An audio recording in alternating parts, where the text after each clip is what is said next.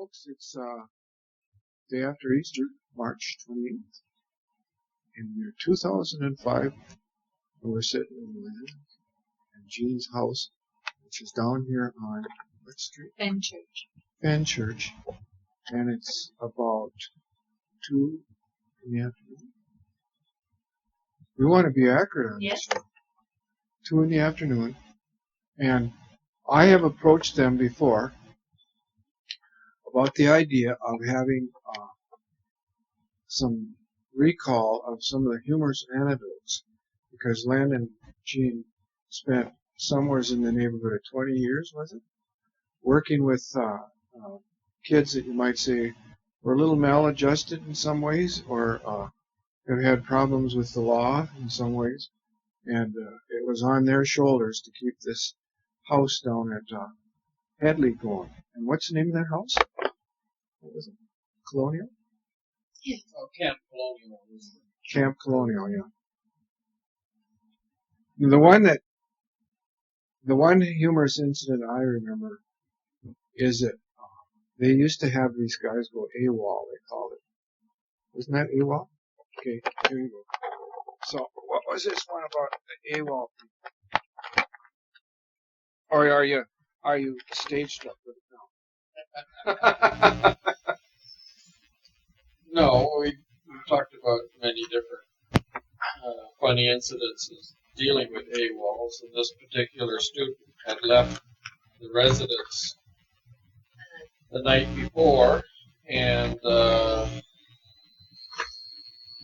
staff member and I were on our way to Kamloops, and we were halfway between Headley and Kamloops, which is about 40 miles, I guess, and here was this person walking along the side of the highway, hitchhiking at about 8 o'clock in the morning, and we were taking 2 other students to the probation office in Kamloops, and lo and behold, the students in the car said, "Wouldn't that be funny if that was one of our guys?" And sure enough, after walking all night and taking his first hitchhiking ride because he was tired of walking, the first car that came along was one of his supervisors that picked him up, much to his chagrin, and took him straight to his probation office where we were going in the first place.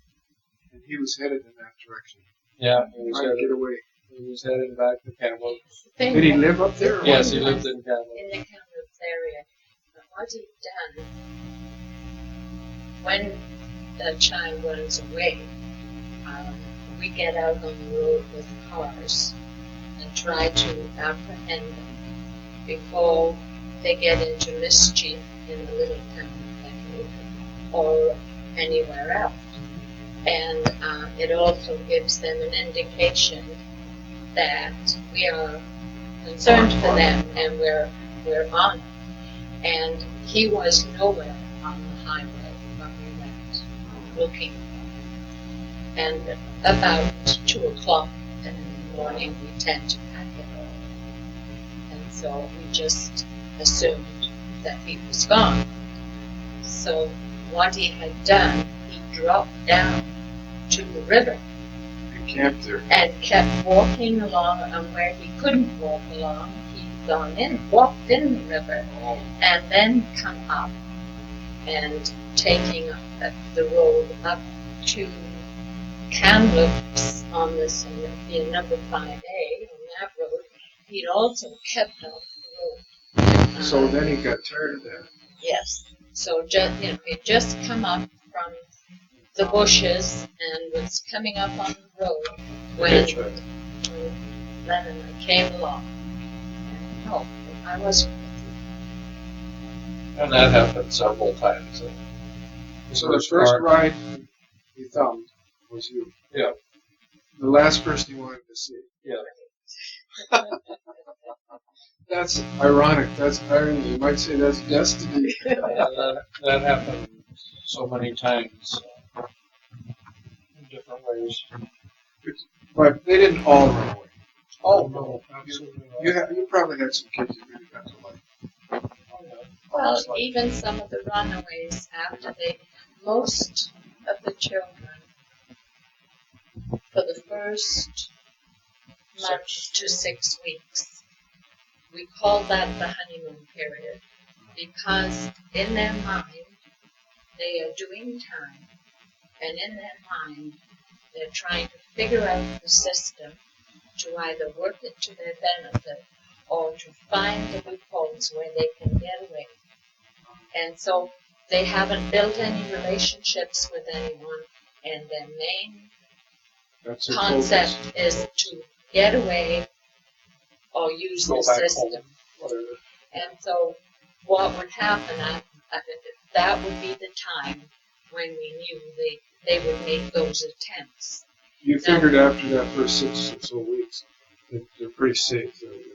Well, some took up to 6 months before they realized that they had to earn their way out of the program. That doing time wasn't going to work. Because the longer they did time in their mind, they weren't working at graduating from the program. And they always could find someone in the staff that they could feel comfortable and relate to. There wasn't that guard and prisoner attitude. They began to realize that these people were just people. And really did care. Yeah, you guys did care. All the programs you had for them so that they could use some of this in a positive way, like your climbing programs and your canoe trips that you took them on. Skiing. Like skiing? Cross country. And then in the programs where they had a longer period of time available, they would learn skills. They learned mechanics, carpentry, food service. Did you have shops there? Yes. With tools? Yes. Yes. And we had a store that... they could practice selling stuff? Well, yeah. Learn how to handle a cash register? Well, later on. Cash register with the money in it or with Monopoly money? Oh, no. It was the town. It was the town grocery store. Really? Yeah. Not the... we call it the mother load. Yeah, the mother load? Yeah. That was ours, and staff ran the store as a business, and under our business entity, and because we had we had basically a wilderness skills program, which is your outdoor stuff, your canoeing, mountaineering, cycling, skiing, all survival skills, that sort of thing. And then there was the academics, which was a personal academic program geared to where they were at. Did you have teachers? We had certified teachers that were attached to the district's teacher program.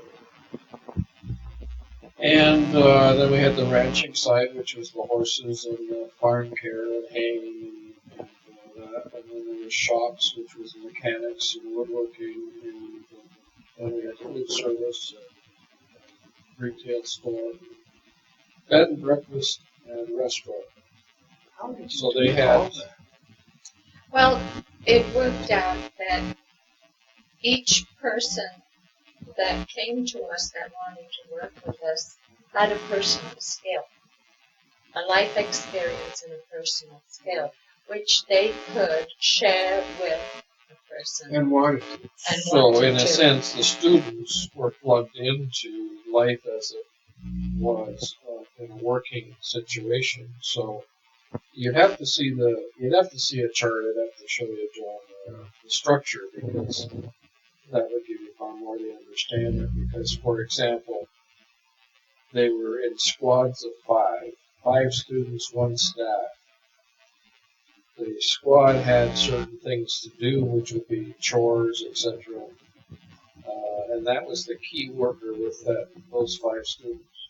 But they would go to resources out of that squad. They'd go over to academics for 2 hours a day, or they go to food services for 2 hours a day, or they go to shop for 2 hours a day, whatever was happening, or they go on a 2-week canoe trip with their squad leader under the supervision of a resource expert in wilderness skills. How many staff would you have? 75.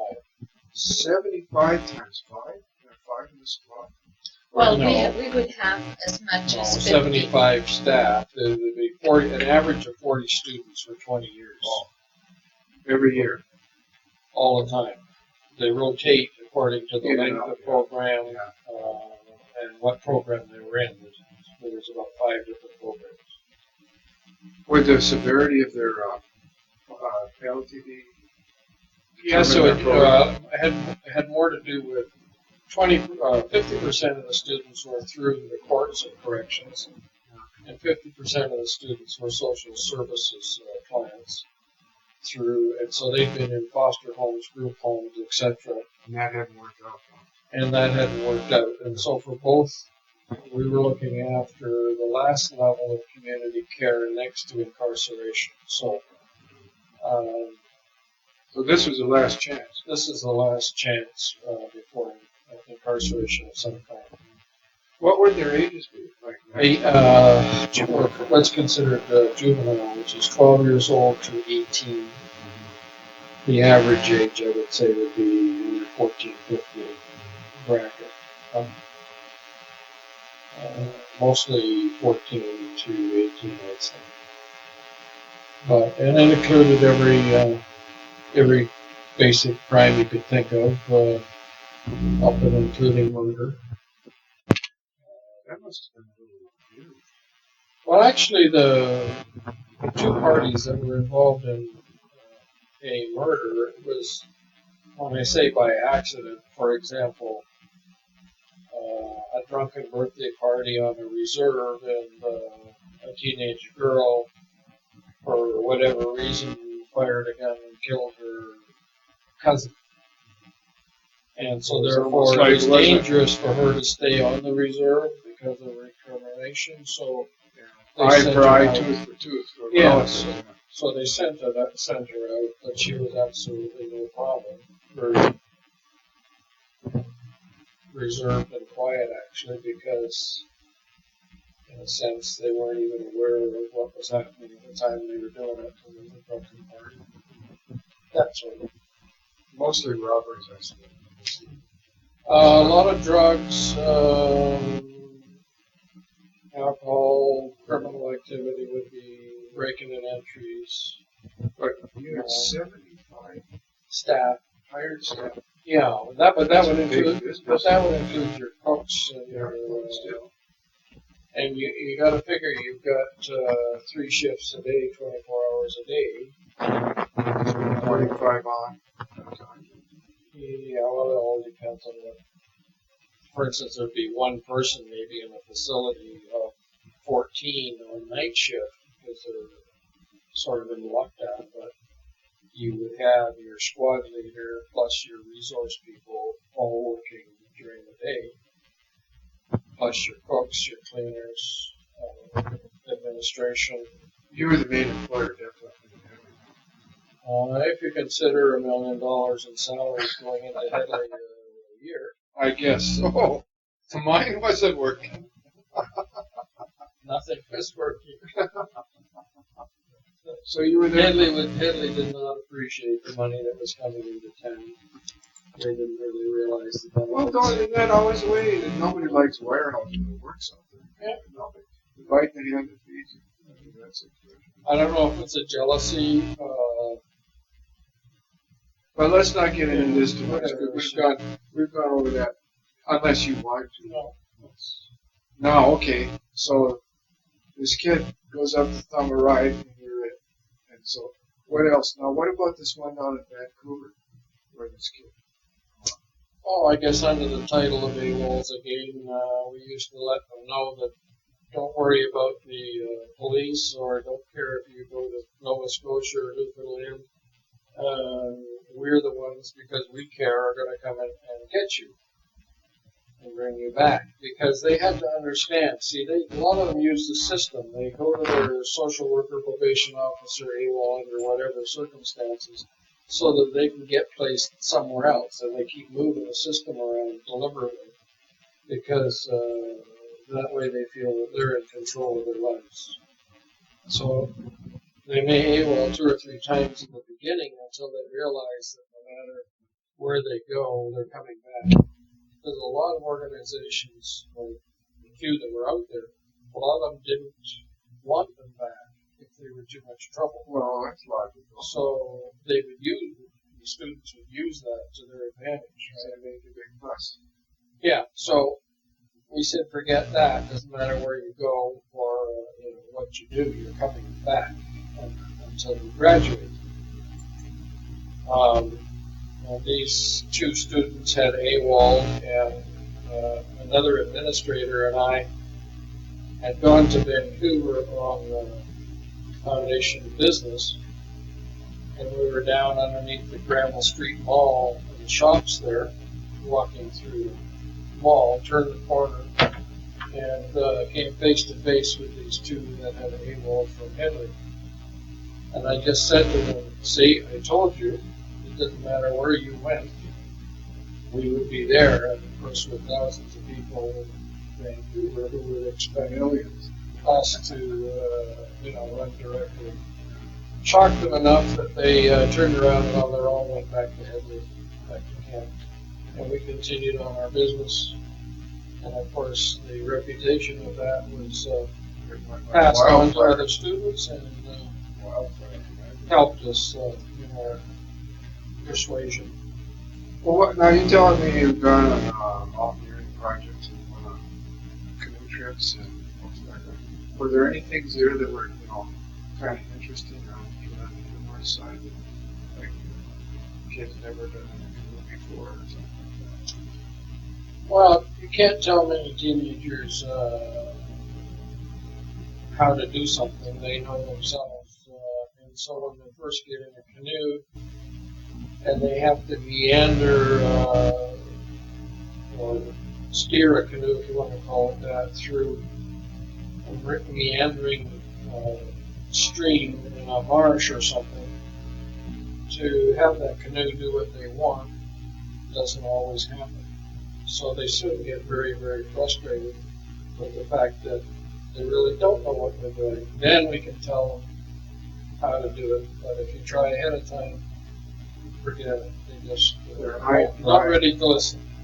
That canoe goes high and dry out. Right. So in terms of how to set up a camp until it's pouring rain and you're nice and dry under your setup, and there's something wet because they haven't paid any attention, they're soon going to pay attention. I can believe that.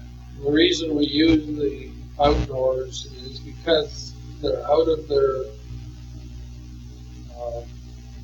turf, they're out of their environment, and so that way they have to learn to pay attention and to trust in other people to survive. So that's why we use them. Like taking your first step off of a cliff when you're doing rappelling. I thought rappelling was somebody else's personality, but if you take that first step off, you're really putting your trust in the person that's holding the rope, that's doing the safety rope and so on. And so that is all part of the training. And, because they don't trust anybody, they've had backgrounds where they haven't been able to trust people. And that's what you want to establish.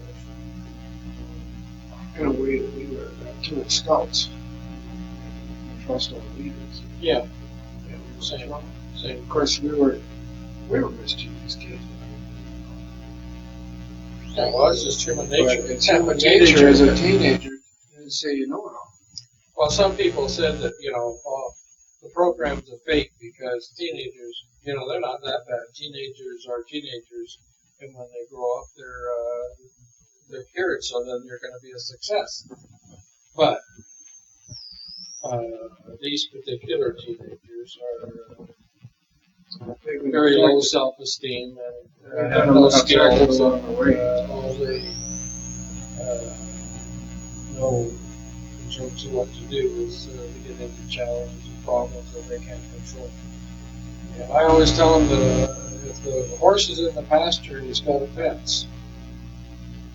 You can move those fences in and he's safe and secure, but once he gets out of that fence and onto the 4-lane highway, he's in trouble. So we always just need guidelines and fences to establish. And they actually want the guidelines. They wanted their parents to say no on their behalf at times. You raised kids, didn't you? Yeah. Did you ever have your kid come to you later on and say, I'm glad you said school? Like my son said, I could always tell my buddies that I had to be home by 11. Right. And I'm not going to. I told my dad I'd be home by 11, and he expected me home by 11, and I'm going. I remember one of them on the phone, sort of whispering to us, saying, no, I can't go. And then turning around to their friend on the phone and saying, Mom and Dad says I can't go, because they know they shouldn't. Well, it's that peer pressure. Yeah. Peer pressure is that to go along with the gang into some mischief. And if you've got something you can say, well, if I'm going to stay in good terms with my parents, I'm going to do this. And I want to It's stay. safe place. Yeah. Lots of the safe place. We noticed quite a difference as the years went by, the type of children that we took. And when We started out first copycat stealing and breaking and entries to 20 years later where they're drug and alcohol and physically and psychologically abused. and psychotic. Mentally. Yeah. Well, that had to be hard for you guys. I mean, it'd be disappointing, to have to be working with somebody that suddenly you like a doctor who's treated somebody for lung cancer Well, alcohol, several of them, had fetal alcohol syndrome, which makes it very difficult. But you had enough rewards along the way. You saw some come out. Oh yeah, and even years later, they would come by with their families, or they would phone up and say, just remember me. This is what I'm doing. I just want to let you know that we're. That's a neat thing when that happens. That's worth more than money, isn't it? When you come across someone, you don't come across them because you don't recognize them. But this, this fellow with this young woman and a baby in a bush thing, stops and says hi, and you take a double. You take it. Oh, there goes Marcia and another bike. Gee, she's walking her legs off. Yeah, there she goes. Yeah, that yellow coat. It's just like a yellow bottle. There's only two in town. Yeah, she did run out. Well, in winter time, I like my yellow coat because then if I fall or something like that, I'm easy to find. And cars. So there's lots of funny anecdotes talking about different situations. I gotta tell you. In case I write a book, we'll have to not repeat too many until we find out what we're doing. Well, this is enough. This will fill in because that was a main thing. I'll turn it off. I wanted to tell you a funny one. Maybe we'll go on the record. My wife's cousin, who's got married, his husband was very much used to it. So she lives up this bad. Didn't look right. So she thought, well, I'm going to dispose of this. But where can I dispose of it? So she goes out in the garden and dumps it in the garden. Well, her husband was a gardener, and he just freshly planted this garden. So as he came home, he checked it to see if there was any veggies going on. There's this big problem, man. So he digs into the thing, maybe there's a gopher or something. And it was this big batch of red dough rising.